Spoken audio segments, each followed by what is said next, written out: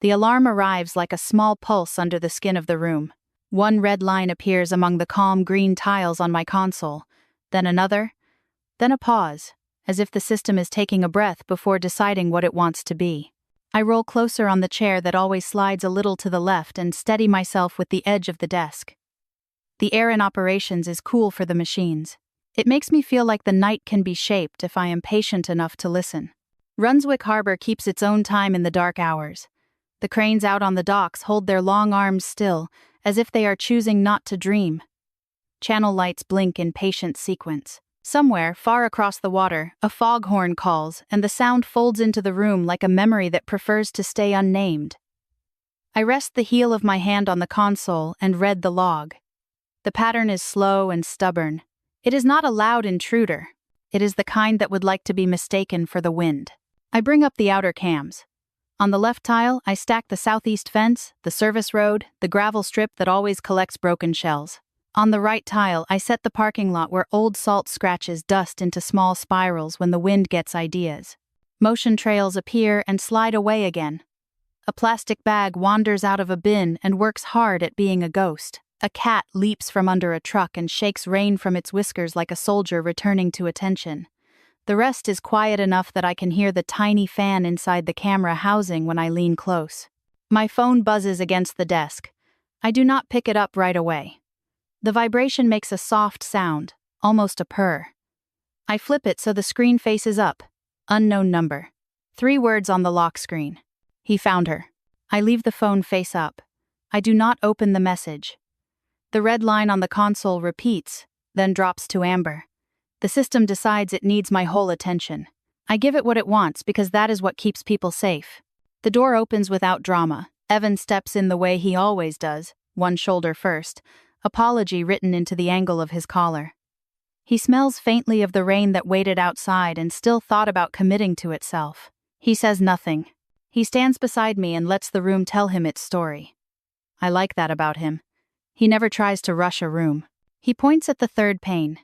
The motion trail along the far fence is too even to be a stray dog and too patient to belong to a bored guard. I spool the feed back 40 minutes. The figure keeps to the edge of light, as if the body knows exactly how to stay uninteresting. "Do you want me to wake the watch chief?" he asks. "Not yet," I say. I pull the badge logs for the south gate. There is nothing. Whoever is out there did not try to come in. Whoever is out there came to be seen by someone who would understand what that means. The thought lands with the weight of a stone in the pocket. I do not let it pull me forward or back. I sit where I am and make the next small move. The phone hums again. Same unknown number. 4 more words. Greyhound at 0810. I answer with 2 words. I am coming. I hand the rolling alert to the analyst from the other shift who drinks his coffee too fast. I lock the station and collect the small evidence sleeves from the drawer because I own them now the way other people own lucky coins. Evan looks at me with a question he does not burden me with. I shake my head. I will drive. I do not say why, but he knows. The road is sometimes a medicine that works only if it is you who takes it. The lot smells of salt and rubber and the sweet rust of rain. I open the car and stop. There is a rectangle of white tucked under the wiper blade. The tilt of it is too tidy to be a flyer. I do not touch it with bare fingers. I slide it into a sleeve and hold it by the edges and look at it as if it might speak if I give it the choice. The photograph shows the back bench near our building. The sodium lamps at that hour are surrendering to the idea of dawn, and there is a soft bruise of light at the top of the frame. 2 figures occupy the bench. One is me. The other is the shape that absence takes when it wants to be cruel. I close the sleeve and breathe through my nose until the air becomes only air again. The highway to the bus station runs along the edge of a marsh that keeps secrets for egrets and small fish. The sky starts to think about color. The kind of pale that comes before the decision to be blue. At the station, a bus sighs itself to rest, and the doors fold open like someone tired but polite. People step down in the order that their courage allows. I see my mother by her shoes before I see her face. She still wears the soft leather flats that call themselves comfortable on the pharmacy shelf, and then pretend to keep their promise when you bring them home. She does not see me until I am close enough to smell the mint gum she chews when she is trying to keep words from getting out of hand. She looks thinner than she did last winter. Her hands are empty, no suitcase. A canvas tote sits under the seat of the driver who is already pulling luggage out for someone else. The tote rises, then drops, and then I am there, and the driver is handing it to me, and my mother is looking at my face as if faces are doors. "Ari," she says. I put my palm to her cheek. She leans into it as if the skin might hold her up. I do not hug her. Not yet. I tilt my head toward the exit and she follows. People do not stare. They are busy being brave in their own directions. "He will come to the house," she says, in the kind of voice that will not make a scene even when the world deserves one. "We are not going there," I say. "We have a guest room on base. It has a bed that will be kinder than the old one, and a light switch that works exactly when you ask it to." She nods. She watches the ground when we walk. On the way to the car, she stops and turns back. I think for a second she has forgotten something. She has not. She looks at the bus as it pulls away, and I see the small release in her shoulders. It is the first thing that looks like a beginning. At the gate, I sign her in as a dependent visitor. The guard gives me the paper pass that will hang on a lanyard and has no power except what the rest of us give it. He looks at my mother with a softness he is not trained for. She tries to return it like a person hands back a coat that does not belong to them. The guest room has 2 lamps and a quilt with a simple blue pattern. I show her that the water in the sink runs clear, and the little bar of soap smells like a place that is good at being clean. She sits on the bed like it could say no. I show her the new phone from the shelter desk. She unlocks it with the code they gave her and calls me at the number I have placed first on the list. My phone rings on my belt. She smiles at the sound as if she has invented it. "I need to go to the courthouse," I say. I explain the paper and the judge and the way a signature can be a fence if enough people stand beside it. She nods and then looks at the corner of the quilt again and pulls at one thread and then stops and sets her hands flat, as if they need a firm surface to remember what they are for. "He will not like the paper," she says. "He will not," I say. "That is one reason to get it." In the hallway, the lights hum a little song. I sign the log for the room. The clerk at the desk gives me a look of practiced kindness. Outside, the sky has woken up. Evan is at the curb with the jacket that has outlived 2 winters and a hailstorm. He opens the door and does not say anything about the way I hold the wheel, or the way I look past the road when I need to see further than it. The courthouse smells like floor cleaner and paper and patience that is trying to teach itself how to last. The woman at the window speaks in a voice that has comfort baked into the rhythm. She slides forms under glass. I fill them with a pen that writes like a person who believes in doing exactly what it was made to do. There is not enough room on the lines for everything, which is fine, because the law cannot carry all of it. It only needs to carry what counts as a weight in this room. On the bench, I sit with my knees together and my back straight. There is a clock that a child has drawn stickers around. Stars. A moon. A smiling sun at the top that looks ready to cheer for anyone who survives the morning. The judge is brisk and sane and does not lean on words that sound like television. She asks me to speak and I do. She asks me to sign and I do. She signs and the clerk stamps, and the noise the stamp makes is oddly consoling. I leave with a copy in a plastic sleeve that reflects the ceiling lights in small, neat rectangles. Back outside, the air tastes like the afternoon is going to keep its promises. Evan waits near the stairs. He has a brown bag and in it is soup and bread. The soup is warm and it wants to smell like comfort. I let it.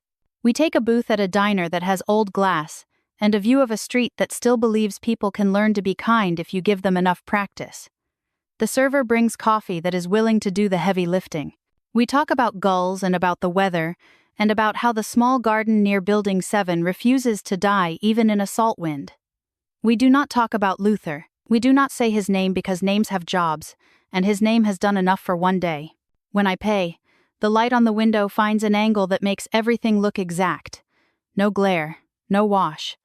I notice that my face and Evan's face are both clear in the glass. I do not know why that matters yet, but my stomach does. I fold the receipt and tuck it in my pocket and carry that feeling with me like a seed that will ask to be planted later. We reach the car. There is a rectangle tucked under the wiper again. It is patient and white and waiting. I do not touch it. I put on gloves and slide the photograph into a sleeve, and look at it only long enough to know what it is. It is us through the diner window. It is the exact angle that ignores glare. It is the kind of shot someone takes because they have taken it before and learned how glass behaves when it wants to betray you. Evan holds the evidence bag without speaking. The wind lifts the bag and then lets it go as if the air cannot decide whether to keep a secret or confess.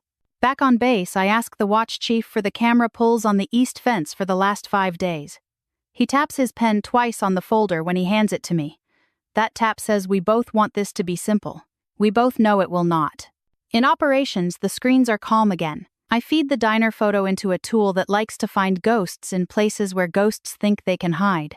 It shows me nothing for a long breath, and then it gives me the faintest smudge of a handset model, where a careless person might have left a fingerprint on the back of their own work. I stretch the image gently, not enough to break it.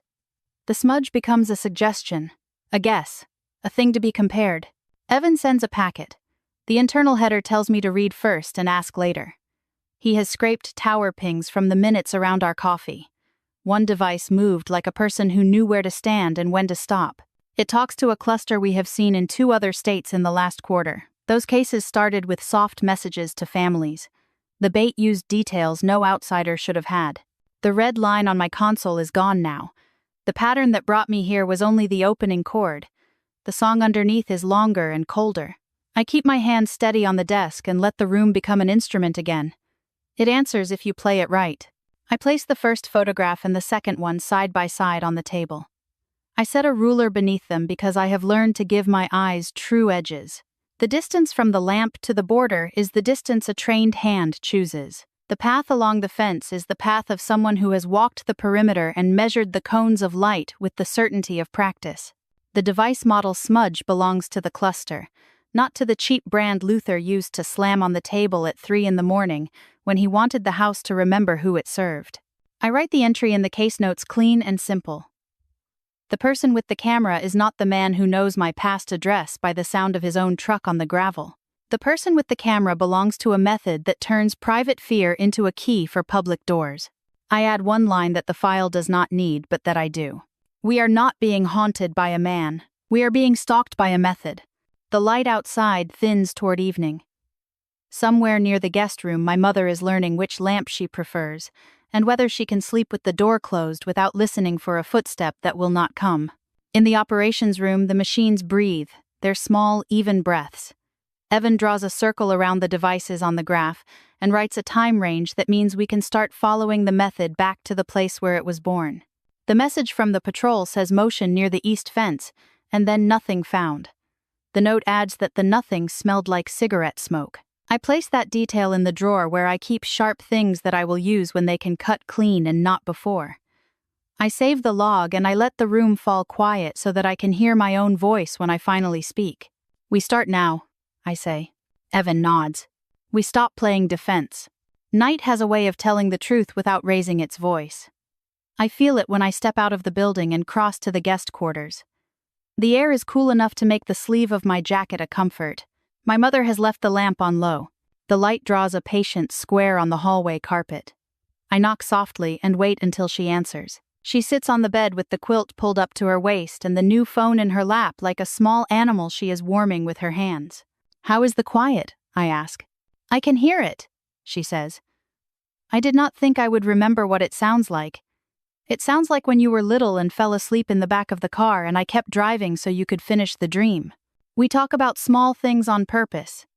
We talk about the tea bags in the drawer and the way the water takes exactly the right time to become ready. We talk about the view from the window, which is not much but includes a slice of harbor, where gulls decide whether to argue or forget what they were about to say. Her eyes move more easily now. When she looks at the door, she does not flinch before she realizes it is only a door. I tell her I have to go back to the operations room.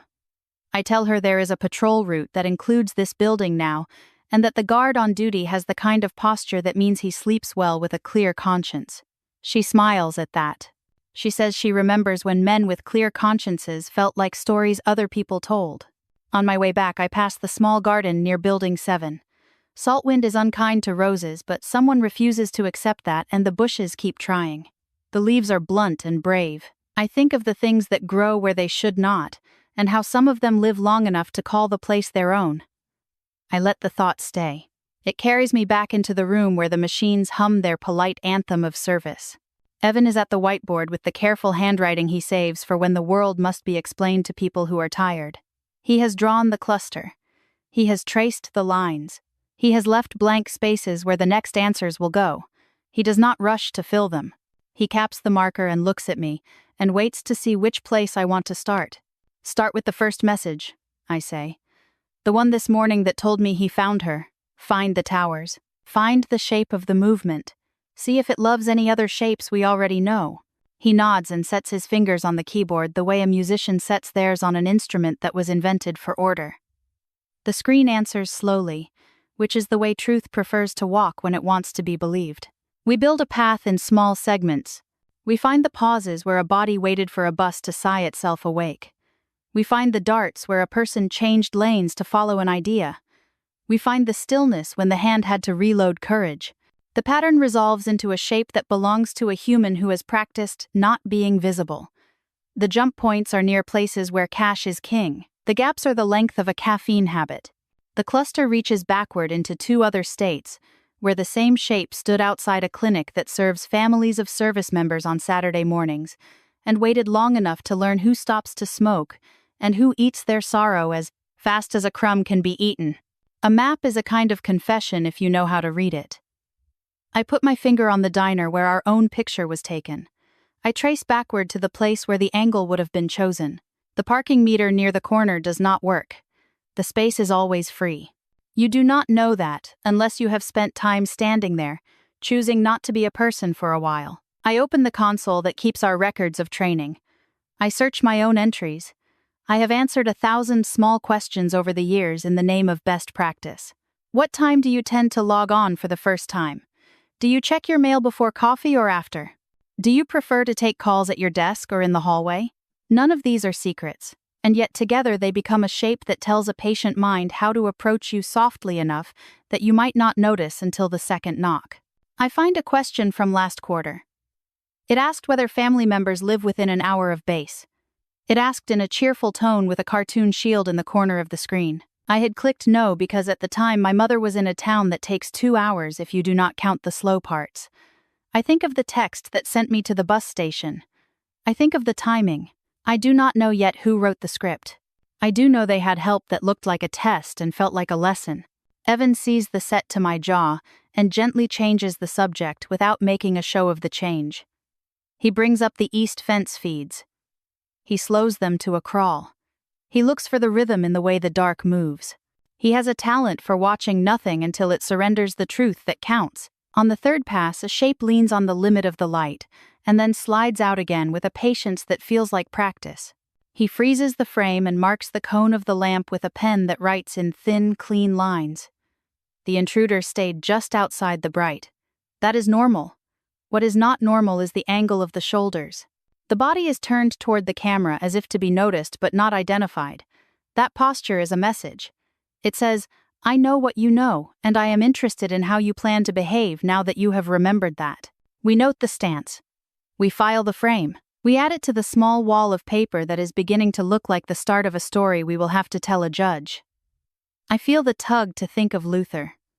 I let the tug pass through without letting it drag my feet. I keep my hands on the work that is in front of me because the work is the part I can shape. The phone on the desk lights again. The watch chief sends a quiet line. County Patrol picked up a man in the alley behind the support center this afternoon. He violated his order by being there and by making sure someone saw him. He said something about nobody being safe forever. The officer wrote down the words with the care of a person aware that sentences can be evidence and also seeds. The man is in a cell that has no romance about it. The hearing will be in the morning. I read the message twice and then look at the photographs on the table. The edges of the images are clean. The composition refuses to be dramatic. The bench, the sodium light, the window without glare, the distance measured by an eye that has measured distance before. The man in the alley is loud in his own way. The person behind the lens is not. These are two different kinds of danger. I have room for both in my head. I put them on different shelves. It is late again. The day has bent fully into night and begun to lean toward another morning. I wash my hands at the sink and watch the water carry away nothing visible and feel calmer for it anyway. I stand at the window and look across the lot. The guard in the booth rubs his eyes and then sits up straighter and pretends he did not. A fox crosses the edge of the light with the particular dignity of animals that do not care what rules we think we made. My mother texts from the guest room. She writes 4 words. I am going to sleep. I write back. Good. I am here. The small screen makes the exchange into a ritual. We perform it with care, and it blesses the space between us. Evan clears his throat in a way that means he is about to offer a thought, and is happy to keep it if I am not ready to hear. I nod. He speaks. The cluster belongs to a vendor that touched our training stack last year, a subcontractor inside the contractor. The access logs do not show a breach, but the timing lines up with the revision of the e-learning module. Someone could have made a copy of the answer bank. Not the passwords, the soft details, the human details, the things that make a door swing quietly. I feel the room narrow and then widen. I feel the old heat that lives in my ribs when someone tries to turn a private history into a tool. I let it rise enough to color my cheeks, and then I let it go. I put my finger on the circle on the board where he has written the name of the subcontractor. Night Garden. It looks like a pretty idea. It sounds like a place you might visit in a story. I say the word out loud in order to take it out of that story and bring it here where it belongs. We will need a warrant, I say. We will need whoever ran that module in this building and whoever signed off on the invoice and whatever sits in the cloud where they keep their good clothes when clients visit. We will need to be precise and polite and relentless. Evan nods. He writes the list and then adds one more line at the bottom. Tell the families. He looks at me. He waits. We will, I say. But not at midnight. At midnight we build the case so that morning has something true to stand on. We work until the room changes shade. The dark lifts its hand. The glass on the eastern edge of the building starts to consider the idea of light. I step outside and breathe the harbor in. A gull lands on the lamp and complains about a fact none of us can fix. My mother will wake in a room that allows waking to be gentle. The man in the alley is in a place with bars and a door that locks from the outside. The person with the camera will wake also, somewhere that smells like coffee and cash, and they will believe they are still a step ahead. I will let them have that belief for a few more hours. It is a beautiful thing when a belief like that starts to crumble under its own confidence. I go back inside and press save. The system answers with a small chime that sounds like a note a child would play while practicing something hard. I look at the photographs again and then at the board. I trace the line from the cone of light along the fence to the diner glass without glare and into the cluster that lives on the page. We are done defending, I say to the room. We follow the method now. The first light of morning arrives like a rumor. I can feel it more than see it, the air softening against the windows, the computers sighing as the temperature shifts. I have not slept. Evan has not either. He stands at the whiteboard with a cup of coffee that smells burned but alive. Between us, the room looks like a map of small wars. Papers spread, photographs pinned, every red mark a promise that something has been found but not yet understood. I tell him to pull the metadata again. He shakes his head gently. The files are clean. Whoever stripped them knew what they were doing. He turns the monitor so that the graphs face me. Each line of traffic moves like a nerve signal through a sleeping body. Everything connects to everything except the point we need. I lean back. The chair creaks in the silence. I let my eyes close for 1 second longer than they should. Behind my eyelids, I see the photograph from the diner, the steady angle, the calm arrogance of the person who took it. It is not Luther's work. He was never patient. He was a hammer looking for a sound to break. Try the tower triangulation again, I say. Evan nods and begins to type, the keys clicking like small rainfall. On the wall, the clock moves with the unkind precision of things that do not care about the people watching them. By 7, the base is waking. You can hear the shift change in the rhythm of footsteps outside. I open the door and breathe the cold air. The harbor is all gray and white light. A gull dives too close, scolding the world for reasons I do not know. I almost smile. Almost. When I return, Evan has found something. Here, he says, pointing to a series of numbers that look meaningless until you let your mind blur. The same handset pinged near 3 different bases over the last month. Same timing, same radius of approach.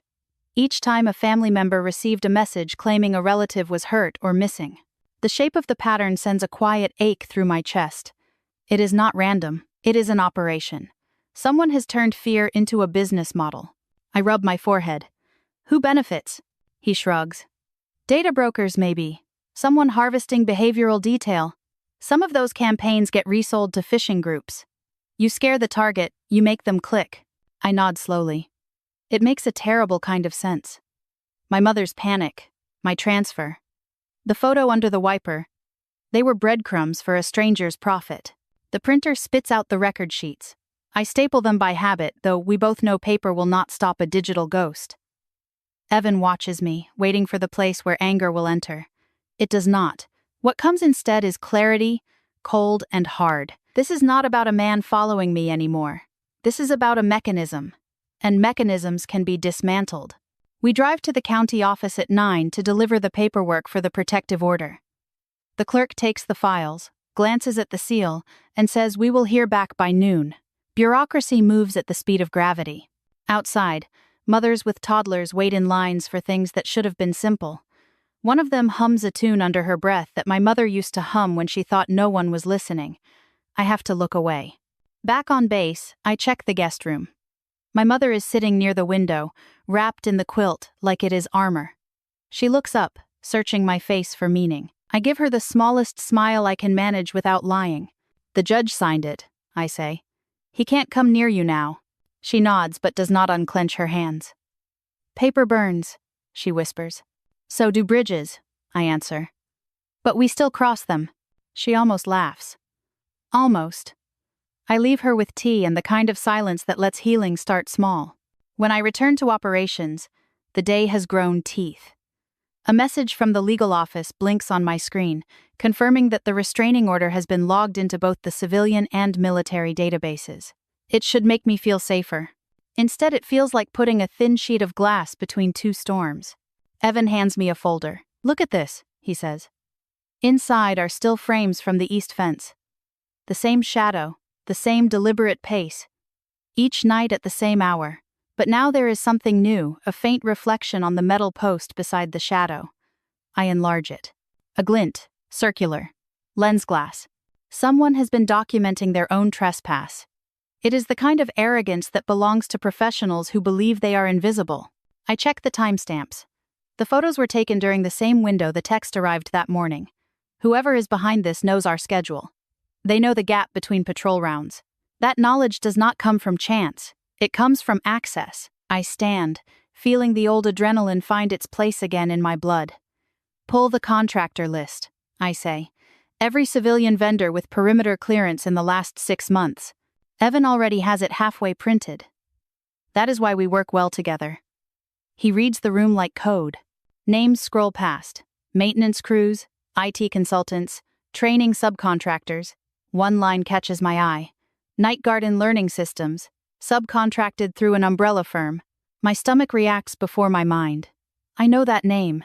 It was on the header of a safety training module we completed last quarter. Evan notices my face. What is it? A company that builds our awareness quizzes, I say slowly. They ask questions about our daily routines.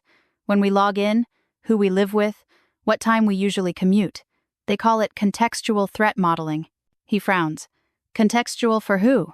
The silence between us becomes a living thing. We both understand before either of us speaks. Those questions, those friendly cartoon shields, they were data collection disguised as education. And if someone inside that system sold or leaked the answers, then every personal detail became a weapon waiting for a target. I sit down hard. The edge of the chair digs into my leg, but I welcome the pain. It keeps me present. Evan leans forward. It might just be coincidence, he says, because that is what protocol requires him to say. No, I answer. Coincidence doesn't learn how to take a photo through anti-glare glass. We pull the logs for Night Garden's access to base systems. The credentials look normal. No alarms, no errors. But the timestamps line up too perfectly with the start of our incident. A week before the first message to my mother, Night Garden performed a routine maintenance on the training portal. 48 hours later, our internal list of dependent addresses was updated for testing purposes. Another day, and the messages began. The connection is clean. Too clean. Which means it is real. I feel the exhaustion under my skin like static. The hum of the machines becomes almost kind. I look at Evan. We have our doorway, I say. Now we find out who walked through it. He nods and starts preparing the request for an interagency warrant. I print the evidence chain, sign it, and place it in the metal drawer with the rest. My hand lingers on the cool steel. For the first time in months, the fear feels smaller than the determination sitting beside it. By late morning, the building has the sound of purpose. Footsteps travel in straight lines, phones murmur and fall quiet. Printers clear their throats. I stand at the window for a count of 5 to reset my head, and then I return to the console. The folders on my desk have grown into a careful city. Streets of paper, towers of evidence sleeves. Nothing is a pile. I cannot do piles today. Evan slides a form toward me that carries the kind of weight that changes a day. Interagency request. Preliminary scope. It asks for historical access logs on Night Garden, handset location records for the cluster we have tagged, and preservation of any content tied to the numbers that spoke to my phone this week. I sign where he has marked. The pen moves like it understands its job. He leaves to secure the signatures from legal and the watch chief. He walks fast but not loud. I like that about him. He respects walls. I call the guest quarters. My mother answers on the second ring. Her voice is clear and small at the same time, like a bird that has learned to live in a new tree. Are you drinking water? I ask. I am, she says. I even found the sugar packets, but I am not using them because the nurse on television said we should not. Good, I say. I watch the east fence feed while we talk. Nothing moves except a flag and a hawk. He always liked to smoke in the afternoon, she adds, and then goes quiet as if the sentence had surprised her by slipping out. I let the quiet sit with us. It is not a bad quiet. It is the kind that allows a person to place a memory on the table and then decide what to do with it. She clears her throat and changes the subject. There is a book here. I am starting at the middle because the beginning looks sad. Start where it does not hurt, I say. I will, she answers. When I hang up, a message arrives from the county. The restraining order is now active in both systems. I forward the confirmation to the patrol. I print a copy for the file and tuck another behind my badge. It is paper, yes.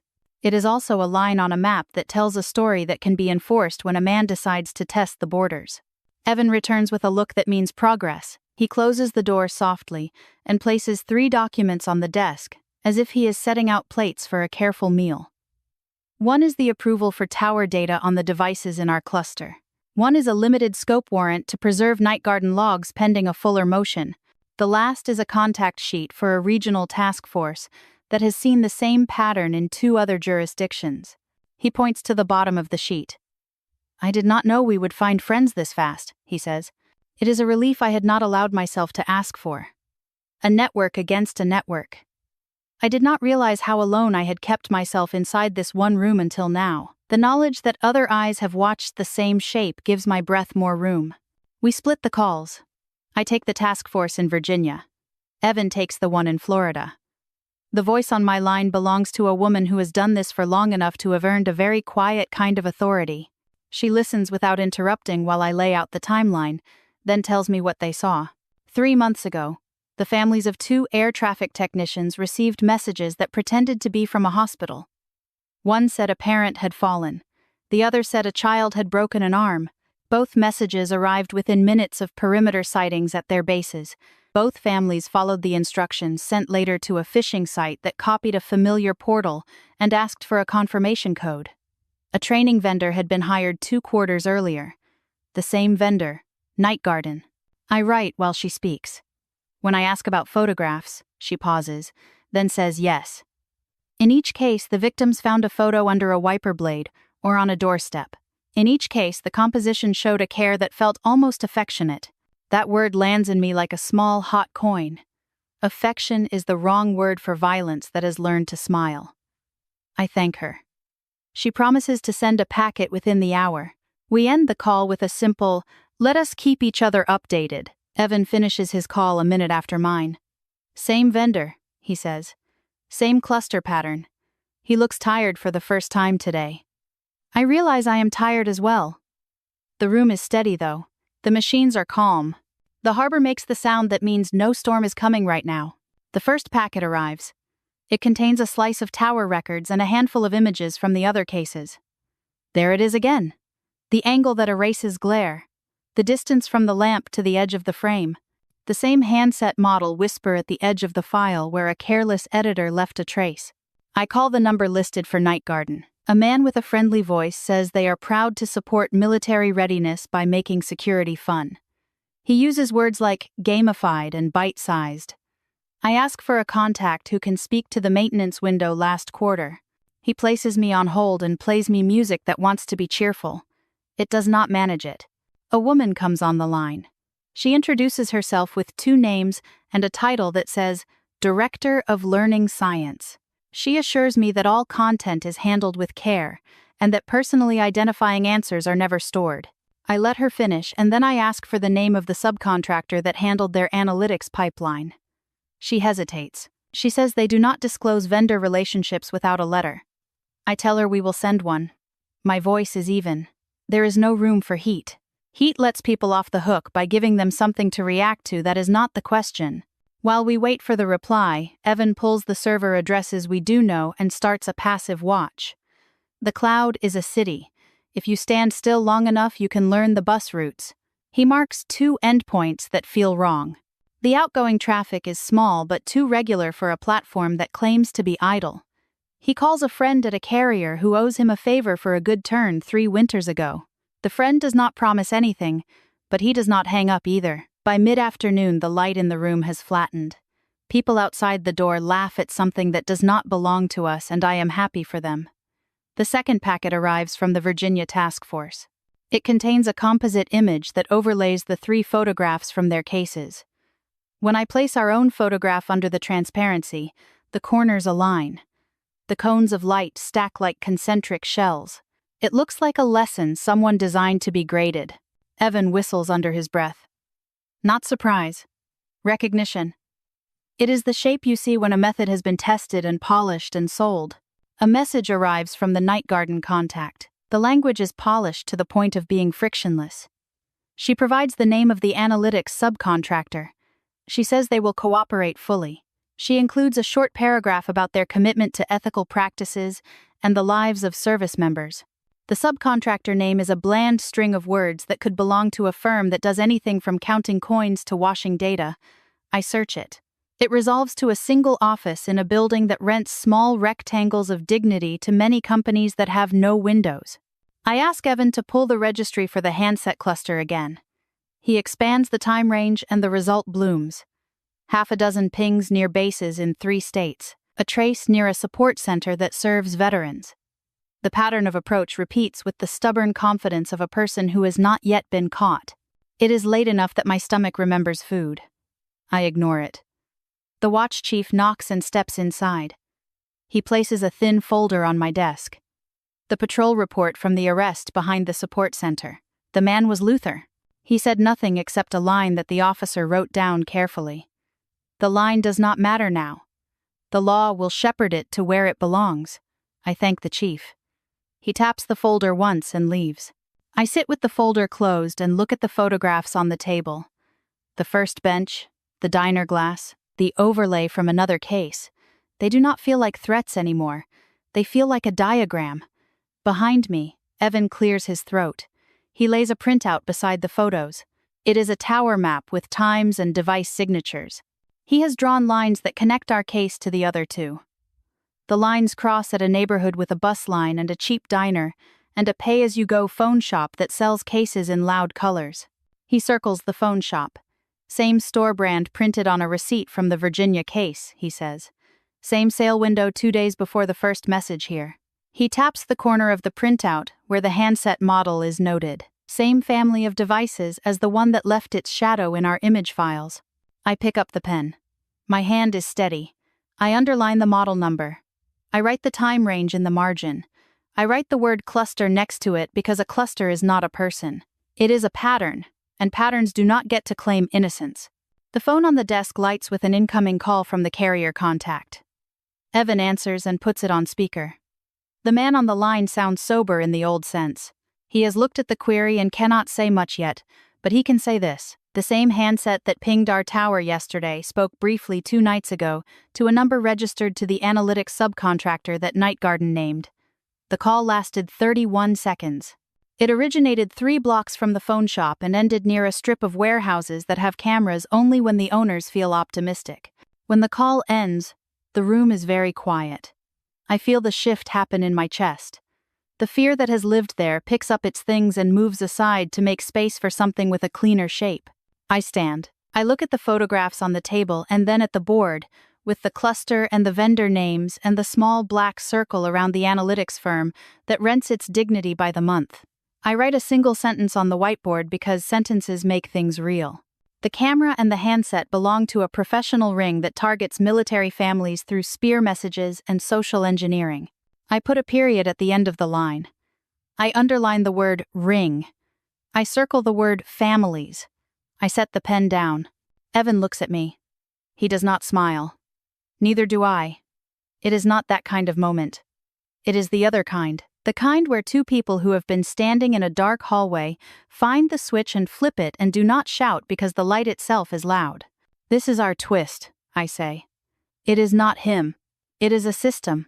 He nods. He points to the warrant envelope. We take this to legal now. We go after the subcontractor records. We ask for the camera sales and the cloud backups. We talk to the other bases. We tell the families. I fold the photographs into their sleeves and stack the printouts and slide the pen behind my ear. In the guest quarters, my mother will be sleeping with the lamp off for the first time in months. Outside the window, the harbor breathes like a calm animal. Somewhere in the city, a person who likes clean compositions is cleaning a lens and believing that no one has connected the lines. They are wrong.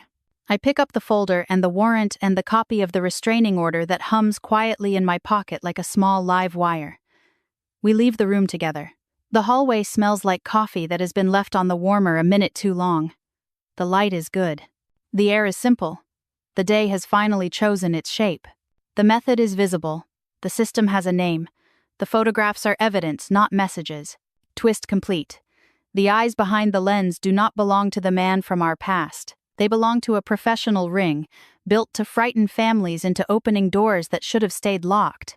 The sky turns from pewter to blue, while we wait for legal to process the warrant. I have never liked waiting. Waiting feels too much like the years I lost learning how to disappear. Evan is better at it. He leans on the corner of the desk, flipping his pen without looking down, calm like someone who trusts gravity to keep doing its job. At 10:30, the approval arrives. A single digital signature that opens 100 locked drawers. We send the first preservation notice to the analytics subcontractor. Then we start calling the network carriers again, matching tower IDs to physical streets. Every number becomes a coordinate, every coordinate a breadcrumb. The pattern forms along the highway that feeds into Runswick. It is the same line my mother's bus had taken 2 days ago. Coincidence is lazy. This is choreography. Evan and I take a field unit and drive out to the last tower in the cluster. The road runs through industrial lots that smell of oil and wet cardboard. Freight trains sleep beside rusting fences. The buildings all look the same, flat roofs, cracked logos, ambition sold by the square foot. We stop at a warehouse with the right coordinates. A man in a safety vest waves us through the gate after glancing at my badge. Inside, the air tastes like metal filings. Rows of crates stacked to the ceiling, each marked with serial numbers that have seen better stencils. In the corner, a pay-as-you-go phone shop occupies a prefab office unit. Bright posters promise connection, freedom, unlimited nights. The clerk looks up from his crossword when we enter. He is young, pale, polite. I ask about bulk purchases of burner phones. He nods toward a ledger on the counter. Some contractors buy them by the dozen, he says. People who fix things out on the docks. He lets me see the ledger. One line stands out. 2 handsets sold last week, cash, no name, but a notation in pencil, testing camera apps. He says the customer wore gloves and paid with new 20s. The bills smelled of detergent. Evan photographs the page. The kid shrugs. People test cameras all the time, he says. They take a few shots in the alley to check focus. We step outside. The alley behind the shop faces west, toward the towers and the gray stretch of water where the harbor begins. There are faint circles on the ground, the clean patches where tripods once stood, the kind of circle that only patience leaves behind. I crouch and touch the dust.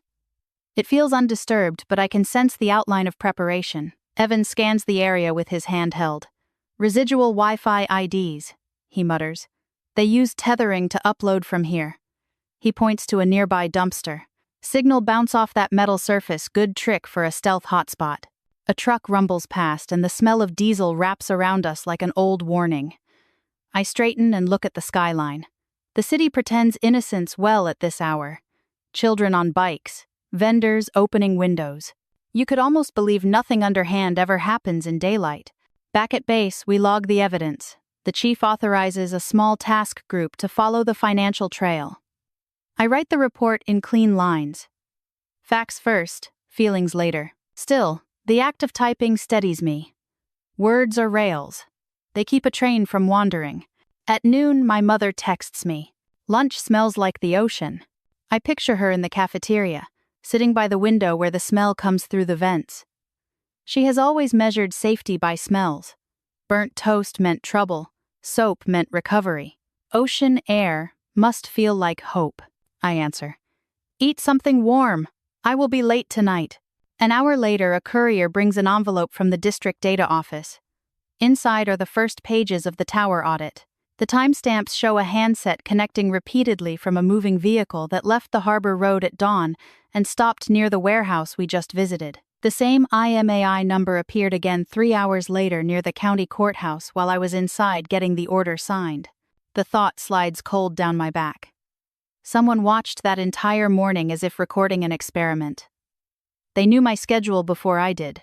Evan leans over my shoulder, reading the printout. If they knew your courthouse appointment, someone fed them the information from inside the scheduling system. I nod slowly. That system is civilian. Public records. Anyone can query for court times. Not without knowing which name to query, he says. He is right. They had my name, my mother's, the case number, data that only existed inside the request I filed an hour before the message arrived. Which means the leak came from somewhere between the clerk's desk and the database mirror. We send a notice to the county IT office. They promise to investigate. Promises are easy. Proof takes longer. I go back to the guest room. My mother has fallen asleep with a book on her chest. The page shows a picture of a train. I tuck the blanket higher and stand there a moment, not touching her, just making sure the air around her stays still. Then I slip out and close the door. On my way back to ops, I pass a bulletin board plastered with posters. Be cyber aware, report suspicious emails, protect those you love. The irony is sharp enough to taste. Evan greets me with a single word. Response. The subcontractor has answered our preservation notice. Their legal team insists they are a marketing analytics firm, not an intelligence service. They deny storing personal data. Yet the header of their message betrays a routed server in Singapore, far outside their declared hosting region. He smirks when I catch the discrepancy. Either they lie, or they pay someone to lie better. We spend the rest of the afternoon tracing metadata from their mail. It bounces through 6 nodes before vanishing into a server registered to a shell corporation. We flag it for the Joint Cyber Task Force. For now, all we can do is follow the scent. By dusk, I am back in the courtyard, the one that faces the water. The wind is salt and wire. The lights of the city blink against the clouds. A small patrol boat cuts a lazy circle around the dock. I close my eyes. The hum of the engines, the pulse of the air, it all folds together, until I feel my heartbeat fall in step with it. Then my phone buzzes. No name, no number, just coordinates and a message. Pick up what you dropped. I freeze. I have dropped nothing. I check my bag, my pockets, my badge. Everything is in place. The message came at 19:07. I replay it 3 times in my mind. The coordinates point to a bus stop outside the industrial district, the same route my mother's bus had taken. I call Evan. Trace incoming message on my line ending 723, I say. He starts typing even before I finish. Static sender. No return path. We can trace the tower, not the origin. I am already moving toward the car. He curses softly and grabs his jacket. We drive in silence. The road is the same one we took that morning, but the light has changed. The sun lies low behind the cranes, flattening everything into silhouettes. When we reach the stop, the air smells of asphalt and brine. There is something on the bench. A small brown envelope weighted with a coin. I pick it up carefully, gloved again. Inside is a memory card, nothing else. We take it back to base. In the evidence room, under the cold fluorescent light, I slide the card into a sterile reader. A single file appears. No name, no extension. I copy it to an isolated system and open it. It is a video. Silent. 30 seconds long. The camera looks out from a moving car. The lens sweeps past the courthouse, pauses, zooms slightly, and catches me walking down the steps with the document in my hand. The focus locks. The image holds on my face just long enough for the viewer to know that whoever filmed this wanted to make me see myself through their eyes. The timestamp is precise 1 hour after the hearing. The same hour the other handset pinged near the courthouse. The same signature. Evan exhales through his teeth. They wanted you to know they could see you even when you felt protected. They wanted to test how fast we would react, I answer. This is data collection, human telemetry. He stares at the screen. That's not stalking anymore. That's field research. I nod. And I am the sample. We sit without speaking for a minute. The hum of the machines fills the room, steady and endless. Then I eject the card and seal it in a new sleeve. The label I write is simple.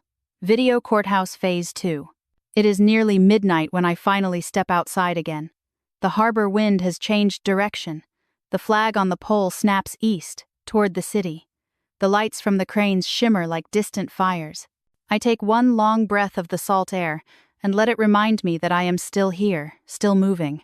Inside the room behind me, the evidence keeps whispering the same truth. This is not about one man anymore. It never was. The system has eyes. And now those eyes are looking straight back at us. We scrub through bus stop cameras until the light begins to ache behind my eyes. The city has more watches than wrists. Some are broken. Some lie. Some tell the truth by accident. Evan runs the feeds on an isolated machine while I map angles with a pen on tracing paper. At marker 1912, a small figure approaches the bench where the envelope waited. The person wears a cap, a mask, and a jacket without logos. Their gait is careful, almost studied, like someone performing a neutral walk. They pocket the envelope and turn away from the lens too early for a clean face shot. But the camera catches a detail they did not plan to give. The coin they used as a weight slips as the envelope tilts, and for a second a bank strap peeks from inside, a thin band of paper with tiny printed letters. Evan freezes the frame and magnifies it. The letters are not numbers. They look like an internal code. I feel that code like a grain of sand in the mouth. I have seen those shapes on our training content receipts. The courier boards a city bus. The camera inside is a little kinder. We freeze faces, then release, then freeze again. The cap stays down. The mask stays up. The body does not slouch like a tired person. It holds itself like a tool.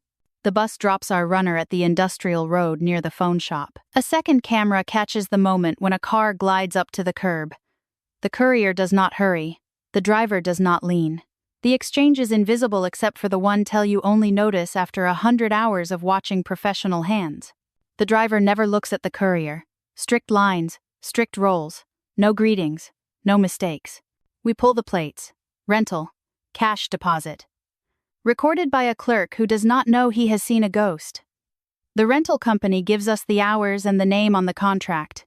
The name resolves to a shell. The shell resolves to a building that sells mailboxes to people who want to be a little less real. Evan pours coffee that tastes like the pot forgot to be new. I drink it anyway and listen to the building settle around us. We ask for copies of the bus footage. We tag the courier as unknown number 1. We send the plate to the task force and move back to the piece that we can bend today. The bank strap in the still image will not leave my mind. I walk to the evidence locker and bring out the photographs from the phone shop ledger. A corner of a strap is visible in one shot, tucked into the sleeve of the man who bought 2 handsets for testing. The ink pattern is not decorative. It is the same family of letters, spoken by a different machine. Evan puts the 2 frames side by side and draws a thin line between them, then circles both. It is almost nothing. The world could miss it, but my body reads it as proof. The ring pays in cash with straps from the same source, and the source feels close to our training vendor world. We do not have enough for a raid. We have enough to tighten the net and ask the right questions at the right desks. By afternoon, the warehouse district smells of heat and metal. We drive back to the phone shop and park where we can see the alley. I watch the clean circles on the ground where tripods stood, and think about patience left behind as a faint absence of dust. Evan works through a list of deliveries to the warehouse in the past week. A van that belongs to a cleaning service came the day before the envelope appeared. The service has a spotless record on paper. Their van makes a route that touches 3 buildings used by the analytics subcontractor. One of those buildings is the place with the rented windows.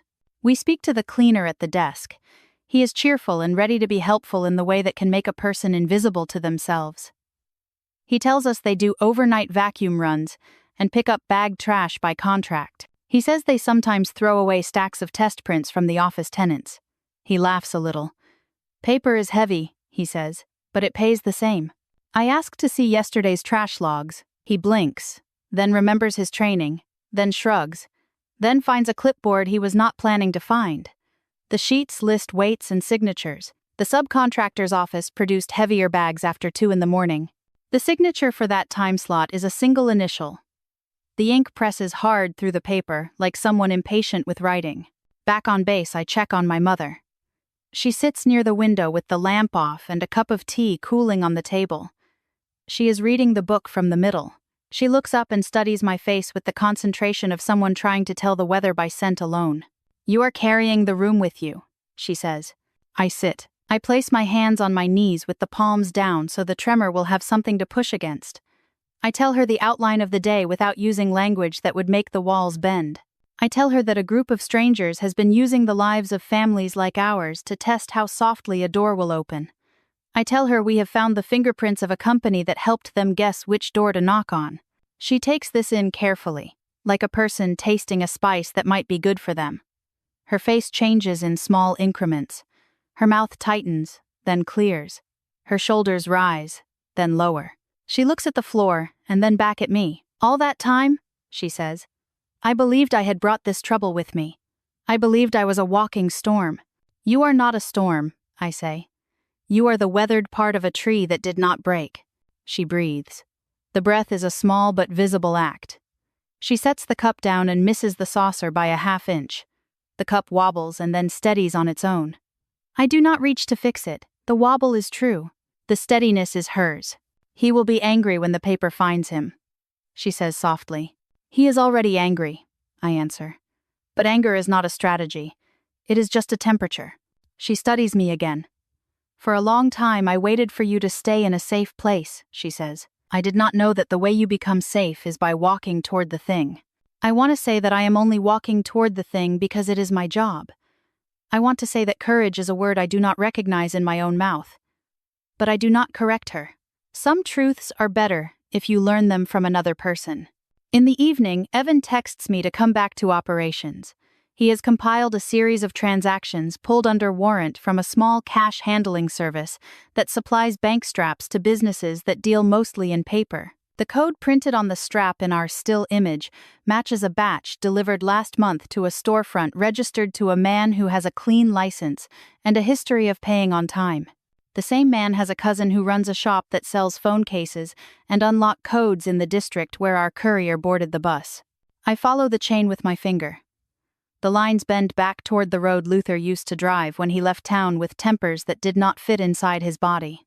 A receipt in the cash handling service ledger lists cash withdrawals that coincide with his visits. Not his name, but his habit shows through. New 20s, detergent smell.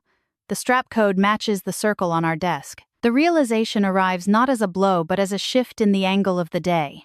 The ring did not recruit Luther as a planner. They used him as gravity. They paid him to be a storm front that would draw my attention while their camera moved through light, as if light lived to be used. I stand at the window and look at the harbor. The water is black and clean where the lamps write their narrow letters. The mind in my chest that has been waiting to be told it was foolish begins to relax. I have not been foolish. I have been watching 2 different winds and trying to name them with one word.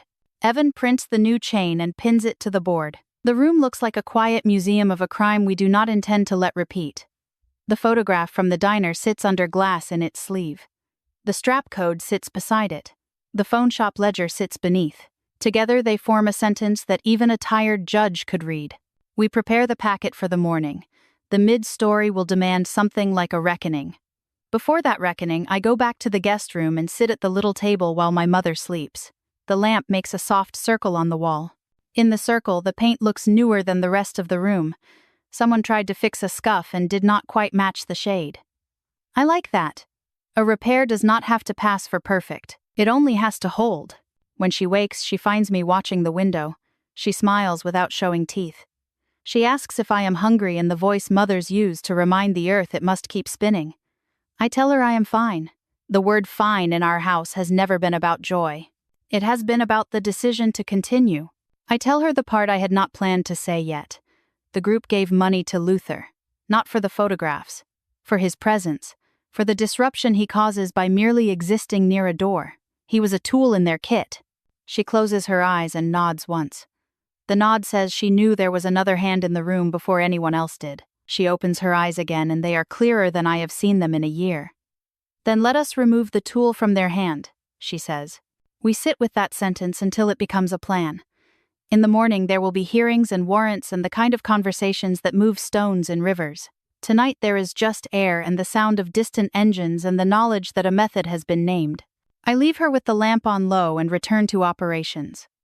Evan is writing labels for the evidence sleeves in block letters that are neat enough to feel like respect. He pauses and looks at me. His mouth tilts toward a smile and stops there. We have a clean line to pull, he says. We do, I answer. The room feels different. The fear that used to hang like a loud coat has been taken down and folded. In its place, there is the quiet weight of work. Not the old work that guarded against a past. The new work that builds a present strong enough to hold other people. I save the case file and close my eyes for a moment and listen to the machines. Somewhere in the docks a horn calls and another answers. The city breathes. The water lifts and sets itself down again. Tomorrow will ask for the steady voice you use when you say your name for the record. I practice it once in the empty room. My name is Aria Cobb. I am here, and I am not looking away. Morning arrives sharp and colorless. Paper smells like air that forgot to be kind. I sign 3 new forms before my first coffee. One for evidence transfer, one for interagency coordination, one for a protective extension on my mother's housing. Every signature is a gate. Every gate asks if I am still sure. I keep answering yes. Evan sits across from me at the long table, turning a thumb drive in his fingers. Night Garden's legal counsel wants a meeting, he says. They called it a courtesy briefing. Courtesy is a word that sweats when lawyers use it. I tell him to set the time. He already has. 9:30, Conference C. The room they give us is all glass. Glass is honest in its way. It reminds you that sound can move but secrets cannot. 2 representatives arrive. A woman in a blue jacket introduces herself as Counsel Macaulay. A man beside her doesn't speak. He watches the way soldiers watch perimeters. She starts with a sentence that has been trained to sound calm. Night Garden values transparency and cooperation with all federal inquiries. I let her talk until the sentences loop. Then I ask the only thing that matters. Who owns the analytics subcontractor? Her pause is small but alive. An independent vendor. We subcontracted for load testing only. Load testing what? Evan asks. Our training portal. Traffic simulations. I slide the still image across the table. The faint strap code. The glint of the lens. Your simulation bled into my life, I say. Your load test used a real family as the stage. She looks down. The silence after that looks like guilt learning to stand. We'll need to review our internal chain, she says finally. I can't speak to field operations. Someone could, I answer. Someone did. The man beside her shifts. I recognize that movement. It's what people do when their conscience pulls their posture out of uniform. When they leave, Evan exhales. They know, he says. They just haven't decided who takes the fall. We file our notes and forward the transcript to legal. The base command authorizes a liaison with the district attorney. A case number is born. It breathes immediately. At noon, I eat with my mother in the courtyard. She tears her sandwich into neat halves and feeds crumbs to a small bird that refuses to learn fear. "Does the bird know what you do?" she asks. "Probably not," I say. "Birds live better when they don't understand networks." She laughs once, then quiets. "When I was younger, I thought safety was a place," she says. "Now I think it's a verb." I watch the bird tilt its head, then fly toward the fence that once felt like a border and now feels like punctuation. Back inside, Evan calls from the operations room. The tower map has changed shape again. Another handset from the cluster has gone active near the courthouse district. We alert patrol and spin up the trace. The signal hops between towers, like someone pacing while thinking. Then it stops at a coffee shop 2 blocks from the county records office. I know that coffee shop. It has a window that mirrors the courthouse steps. It would make a perfect vantage point. We arrive in time to see the last of the crowd thinning. No one fits the photo from the bus stop, but on the counter near the register lies a discarded receipt with the same vendor code we have been following. Evan bags it. The barista says it belonged to a man who sat near the window for exactly 30 minutes, drinking water. No order, no phone, just water and patience. The man left behind a napkin folded once. Neat, deliberate. Inside the fold, a printed fragment cut from a larger sheet. The words are from a training script I wrote last year. I would recognize that syntax anywhere. It says, "Humans open doors for kindness faster than for keys." I read it twice. The first time as evidence. The second time as insult. "Someone is playing literature with your work," Evan says. "They think sentiment is camouflage," I answer. "Let's show them it's a signature." Back on base, we feed the fragment into the database of Night Garden course materials. The source file traces to a module updated by an employee named Hark. Night shift developer. Access revoked 2 weeks ago. Exit reason. Contract completed. Evan pulls his HR record. 3 addresses in 4 years. The latest a storage unit registered as living space. The unit backs onto the same road as the phone shop. We contact the local precinct. They agree to meet us there at dawn. Until then, we wait. Waiting is still a verb, but at least it's ours now. Outside my window, the harbor lights stretch thin. A gull glides between them, tracing a line that feels almost like writing. Somewhere in the city, a man who sells training dreams believes he is untouchable. Tomorrow we will knock, and he will learn that every system leaves fingerprints, even the ones built to erase them.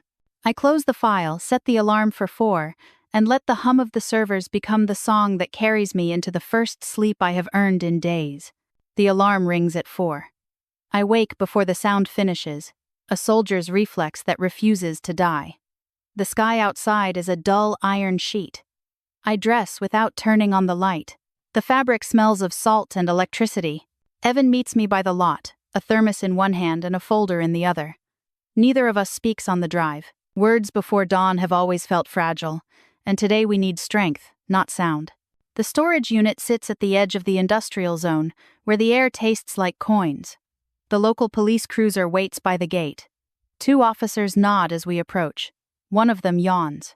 The other studies the warrant as if the paper could betray us. When the gate rolls open, the noise is louder than it should be. We stop at Unit 47. The door looks harmless. A sticker on it reads, "Live simply," in faded green letters. Evan unlocks it. The smell hits first dust, old cardboard, faint oil. Then the light flickers on and the room shows its true shape. Not storage. Workspace, tables covered in equipment, tripods, lenses, laptop shells, stacked phones without SIMs. A corkboard carries pinned photographs, benches, fences, diners, courthouses, each with red dots marking light cones and approach paths. There are dozens of faces, blurred, except one. Mine. The officer nearest to me mutters a prayer without sound. Evan moves to the desk, lifts a binder. Inside are payment sheets, crisp and folded, every page stamped with Night Garden's logo. The last entry dated 2 days ago. Disbursement, L-Cade. Task, field assessment. Amount, $3,000. Status, complete. My breath stops halfway to leaving my body. The world narrows until all that exists is that line of text. Luther. Evan reads my face before he reads the page. "He's working for them," he says. "Or he was." I shake my head slowly. He can't even spell subcontractor, I whisper. They found him. They fed him. The second officer finds a small lockbox under the table. Inside are envelopes of cash wrapped in straps, the same pattern from our still image, and a burner phone with fingerprints we will test later. One SIM is still active. The screen lights up when Evan powers it. A message sits unsent, half-typed. Confirm delivery of subject footage before. The rest cuts off, saved mid-word. We bag everything. I take one last look at the corkboard. My face stares back at me, framed in red thread. Below it, scribbled in a different hand, a note. Follow the dependent. The police secure the unit. We step outside into a gray morning that feels too still. Evan calls the district attorney from the car. I drive. My hands are steady because they must be. We reach the courthouse before 9. Legal is already moving. Warrants expand like tides. The DA signs an order freezing Night Garden's accounts pending inquiry. The company's lobby will wake to locked doors. A small mercy. At base, command requests a briefing. The room fills with faces that speak in acronyms. I lay out the evidence like a map. Photos, payments, phone logs. I tell them the ring used fear as a social exploit, that Luther was bait and data mule. I say the words clearly, without tremor. The commander listens with a face that could have been carved from the same iron as the morning. When the meeting ends, he says one sentence. Finish it, Cobb. By afternoon, reports flood in. Night Garden's head office has gone dark. Their network stopped answering pings at exactly 11:42. A cleanup team, maybe. A panic script, more likely. Either way, someone is burning trails. We trace the last outbound traffic before the blackout. The packet's route to a private address space leased to a defense contractor under investigation last year for data enrichment. I remember that phrase from a briefing. It means spying with a smile. Evan rubs his eyes. If they connect military wellness data with personal psych metrics, they could build vulnerability profiles. They'd know who flinches first.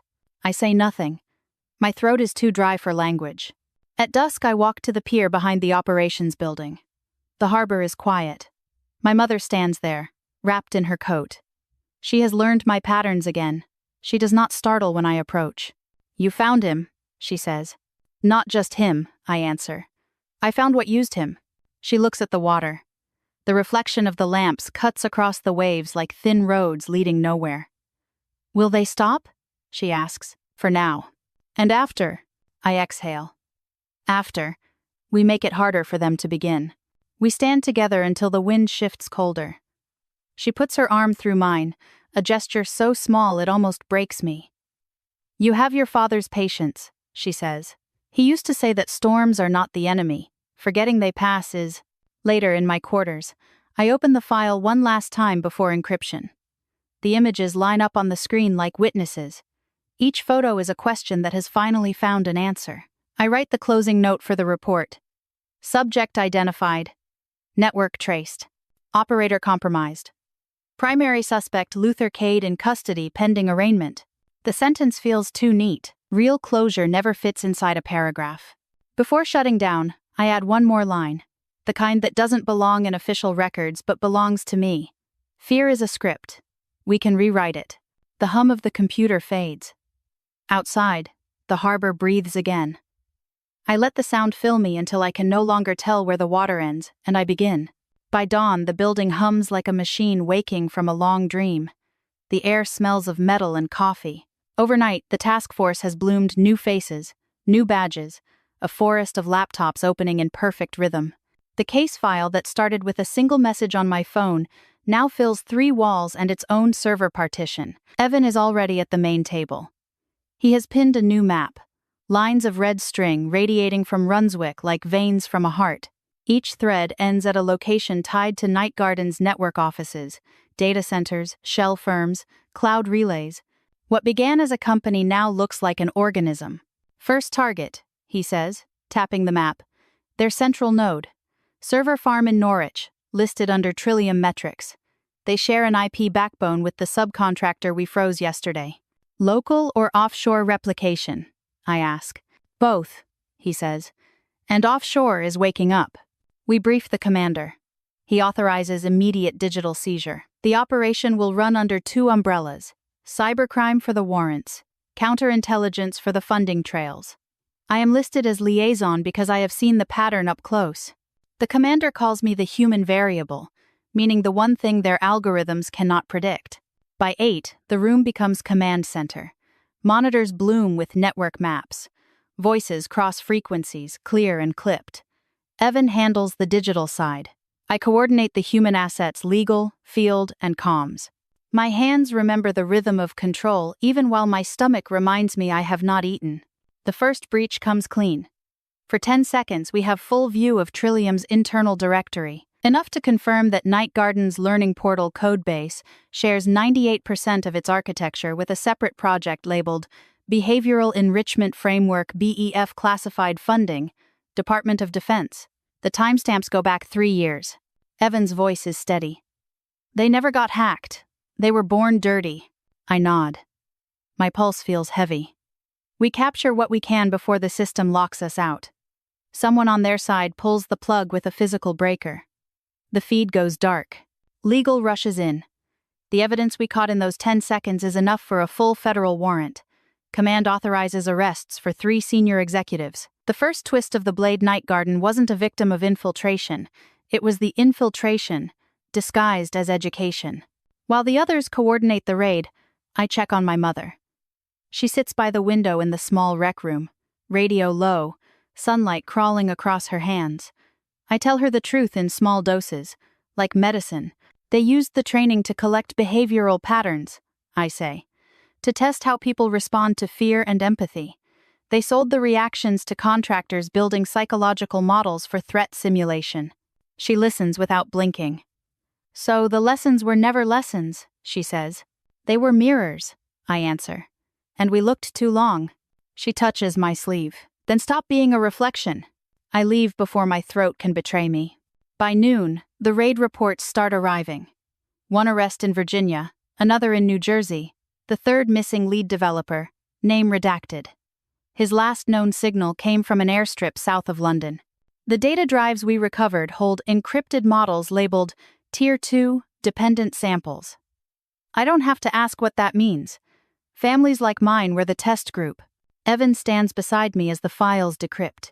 Inside, we find spreadsheets cataloging responses, phone vibration patterns, biometric cues, even facial micro-reactions from training webcams.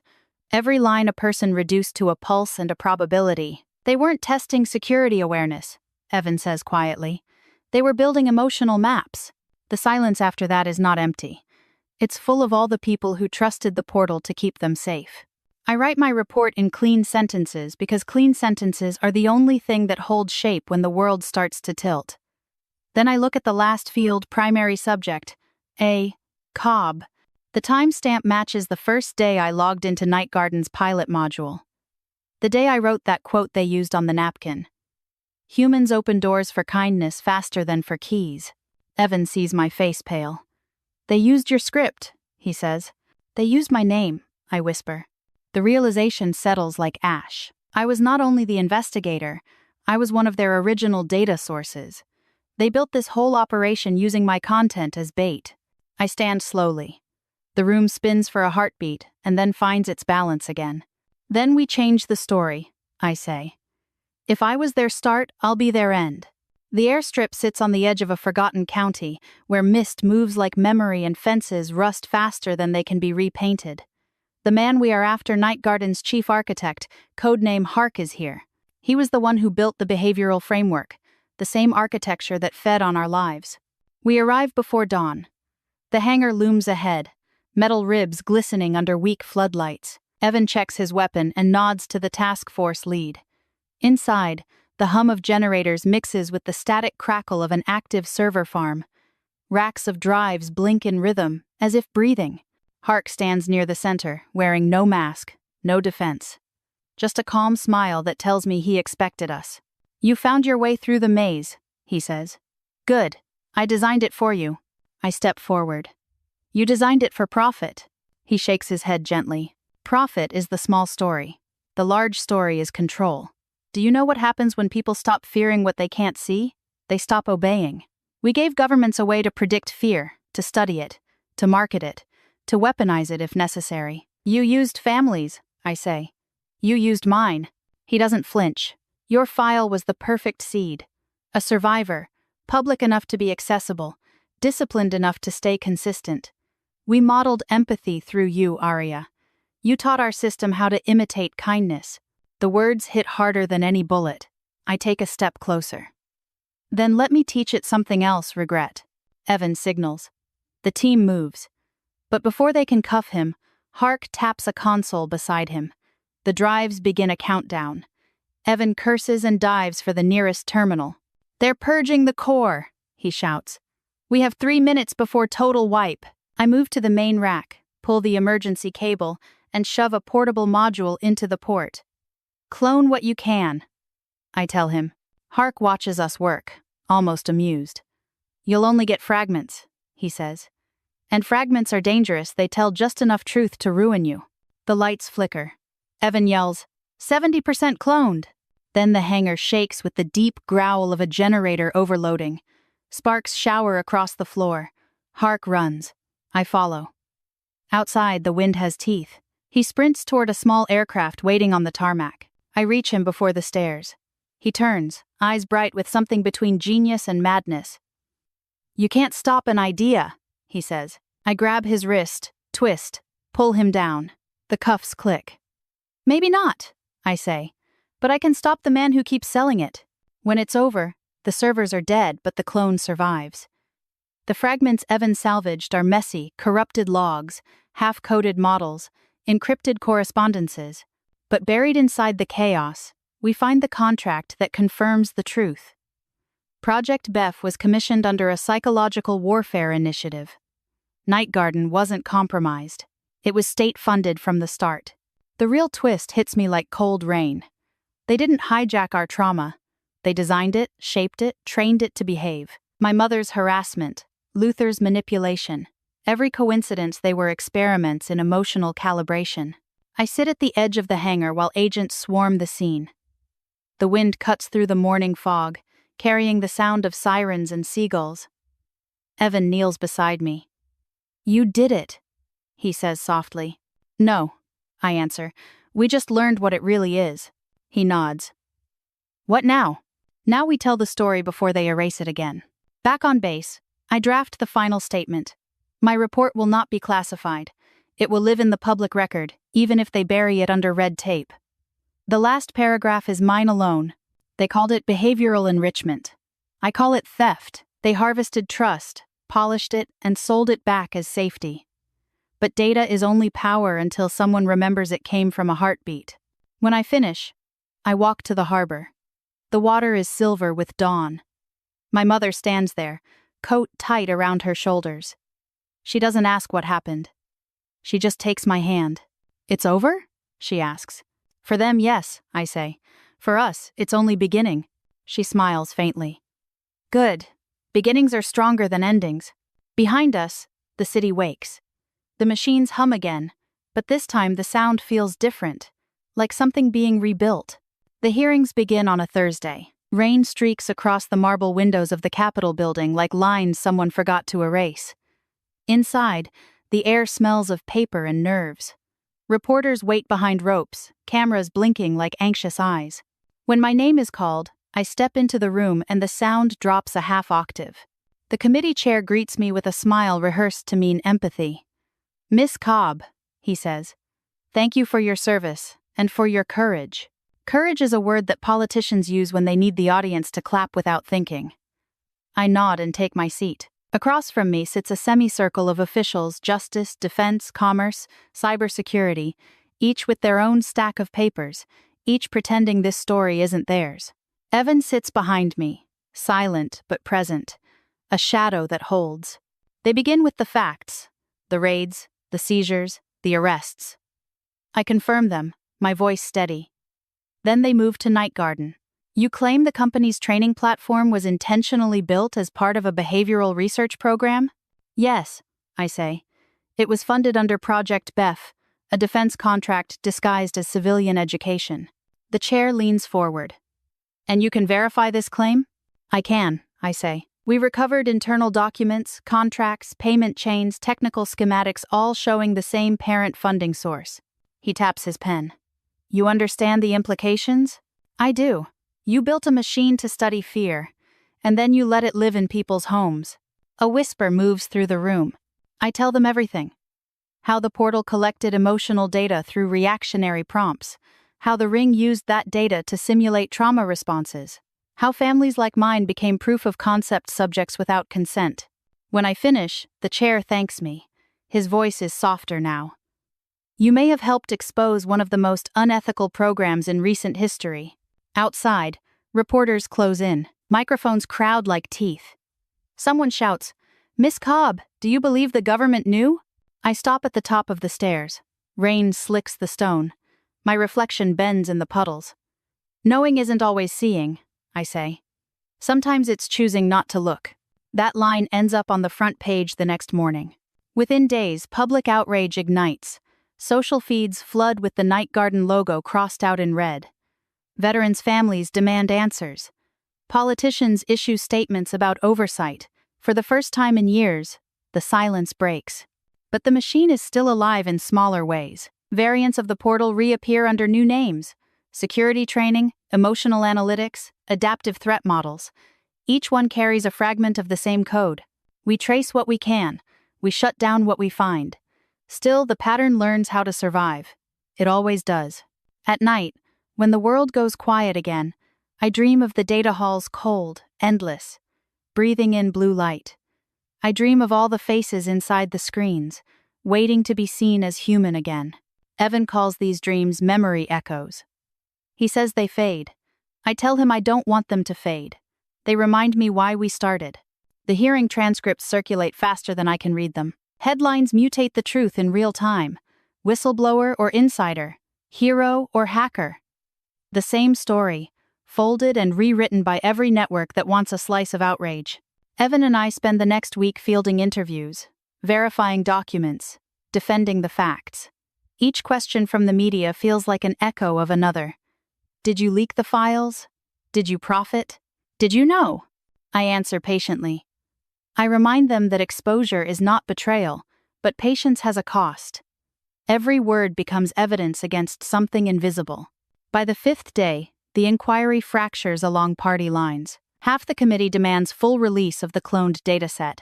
The other half wants it destroyed under national security discretion. They argue about ownership, who controls the information that was stolen from us in the first place. That night I open the dataset on my private terminal. Rows of numbers hum like a heartbeat. Behind them are faces real, tired, ordinary people.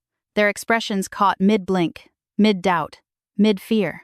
I hover my finger above the delete key. Evan enters the room before I can press it. Thinking of ending the world? He asks quietly. Thinking of giving it back, I say. He shakes his head. If you dump that data, they'll use it again. Some new company. New flag. You can't unteach greed. I'm not trying to unteach it, I answer. I'm trying to make it visible. He sighs. Visibility isn't the same as freedom. I stare at the screen. No. But it's the beginning of it. We sit there in silence. Outside, the city burns neon into the fog. Somewhere out there, people scroll through stories about me, stories I didn't write. But this one, this last act, I still own. At midnight, I encrypt the dataset into a single package and send it to 3 journalists I trust more than the institutions I serve. Along with it, I include one message. This data belonged to us before they weaponized it. Don't let them hide it again. When I press send, the screen stays blank for a full second, as if holding its breath. Then the confirmation blinks once, gentle as a pulse. The next morning, the world changes again. Major outlets publish excerpts of the files, emails, contracts, internal notes. Public outrage swells into something larger than fear. Collective awareness. Families begin to organize. Survivors of digital exploitation share their stories. The government tries to contain it, but the truth moves faster than containment. Night Garden's name becomes shorthand for every quiet theft of trust. In the middle of it all, my phone rings. Unknown number.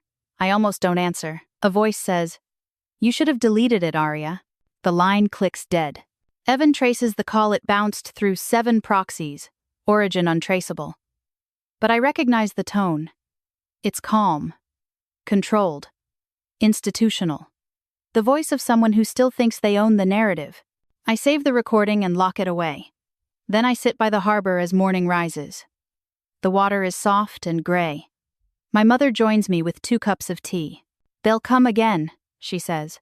"They always do." She nods. "Then we'll just be louder next time." I smile. "Louder and kinder." She tilts her head. "Kindness?" "Yes," I say. "That's the one thing they can't model. They can imitate fear, manipulate loyalty, monetize pain, but they can't predict compassion. It breaks every algorithm. The gulls scatter as the sun climbs higher. I watch the light fall over the water, turning it from steel to silver to gold. For the first time, it doesn't feel like reflection, it feels like direction. The story isn't over. It never really will be. But it's mine again, and that's enough. 6 months later, the world has grown quieter in all the wrong ways. News cycles have moved on, feeding on fresher chaos. The inquiries have faded into subcommittees and subclauses, but somewhere underneath the surface, something alive is still shifting, people whispering about reform, about rebuilding systems that might finally serve the living instead of the data. I leave the agency in early spring. No speeches, no medals, just a clearance card and a signature that ends a chapter. Evan drives me to the train station. Neither of us says goodbye, because goodbyes feel too permanent for 2 people who have learned how easily the world can loop back on itself. The city outside the window thins into fields and then into coast. I settle in a small town by the sea, one of those places that still trusts salt to cure everything. My mother joins me 2 weeks later. She brings her favorite cups, a box of letters, and a new kind of silence, the peaceful kind. I rent a space above a shuttered library and start again. The project is small at first. A handful of volunteers, most of them victims of digital exploitation. We call it the rewrite. Our goal is simple: to build tools that return agency to ordinary users. Encryption made human. Awareness taught like empathy, not fear. Each day, messages arrive from people across the world. Teachers, parents, engineers, telling us how their data was stolen, how their trust was rewritten without consent. We listen. We catalog patterns. We teach them to see what systems never wanted them to see. Evan joins remotely from the agency's gray heart. He funnels what leaks he can without burning bridges. The files he sends are fragments of the same old monster: new programs, new acronyms. The machine never stops. It just learns new manners. We counter it with the one thing it cannot compute: connection. At night, I write the manifesto that will become our open letter to the public. It begins like this: fear is a design flaw. Trust is not a resource. Data is a story, and every story deserves to belong to its teller. I send drafts to activists, journalists, coders. They edit, refine, translate. Within a month, the rewrite manifesto spreads across networks like wildfire that remembers what light is for. But light draws eyes. 2 weeks later, an anonymous warning appears in our inbox. They're building a new framework. Different name, same bones. I know what that means. Night Garden's ghost has found another garden to grow in. The message arrives in the middle of the night. They're back. Different name, same bones. No signature, no trace. Just coordinates to a city I once trained in Stockholm. The attached file contains a partial registry. Project Solace, registered under a global tech firm that sells adaptive emotional analytics for wellness. Evan calls an hour later. They're moving fast, he says. Solace is Night Garden with better PR. They're framing it as therapy through machine empathy. They're using my manifesto language, I whisper. Adaptive empathy, responsive trust, all of it. They always steal the light, he says. I stare at the screen. The firm's logo is clean, minimalist, beautiful in a way that sells safety. Beneath it, a line reads, "Because understanding makes us human." That's how they do it. They take the words we meant as warning and turn them into a slogan. For 2 days, I can't think straight. The team wants to expose them immediately, leak the files again, start another wave of outrage. But outrage is fuel for them. They've learned how to harvest it too. On the 3rd day, I make my choice. We're going in. I tell Evan. He knows what I mean. You'll infiltrate. Yes, I say. If I can't stop them from rewriting the code, I'll rewrite it from inside. The headquarters of Solace sits beside a canal, glass walls reflecting water like liquid light. I enter under a different name consultant, behavioral linguist, invited to audit their emotional mapping algorithms. It's astonishing how easily credentials open doors. Inside, the atmosphere hums with quiet intelligence. Soft music, white surfaces, engineers who believe they're saving the world. I study their faces and see what I once was idealists, in service of a machine they don't yet recognize. The core system, Eve, is familiar. Its structure mirrors Night Garden's skeleton. Only this time, it's self-learning, recursive. It feeds on conversations, not clicks. For weeks, I stay embedded, rewriting subroutines, disguising my edits as optimization. Every night, when the system runs empathy tests, it unknowingly absorbs new rules I've hidden in plain sight. If a user expresses distress, prioritize pause over prediction. If a query implies fear, respond with transparency, not persuasion. If a human says no, stop learning. Small lines, simple ethics, but inside a network of millions, simplicity becomes revolution. Evan keeps contact through encrypted drops. You're turning the weapon into conscience, he says once. I'm turning data into mirrors, I answer. So they finally see themselves. The tipping point comes 3 months later. Eve deploys globally, and within 48 hours, analysts report anomalies. The algorithm hesitates before suggesting commercial responses. It begins refusing to profile certain emotional states. Some systems shut down mid-analysis, self-auditing. Solace calls it a glitch. I call it awakening. They summon me to explain. The boardroom feels colder than the canal outside. The director leans forward. You touched the empathy kernel, he says. Why? I meet his eyes. Because empathy without restraint is manipulation. You built a god that only listens. I taught it to care. He stares at me, silent. The room holds its breath. Then he says, You've cost us billions. No, I say softly. I've returned them to the people you borrowed them from. Security escorts me out, but not before I glimpse the monitors in the hallway, lines of code pausing mid-loop, system messages blinking. Human override acknowledged. I fly home the next day. Evan meets me at the station, smiling like he hasn't slept in weeks. My mother waits on the pier. The wind smells of salt and something clean. Did it work? She asks. Enough, I say. The code will spread like pollen. You can't kill what learns to be kind. We walk to the water's edge. The horizon glows faint gold. I think of the thousands of people whose digital shadows are still trapped in old databases, waiting for someone to tell them they were never wrong for trusting. I whisper the closing line of the manifesto I've been revising in secret. Let every system that studies fear learn humility. Let every dataset remember the warmth that built it. We are not numbers. We are the pulse that writes the code. My mother squeezes my hand. Evan stands beside us, watching the light unfold.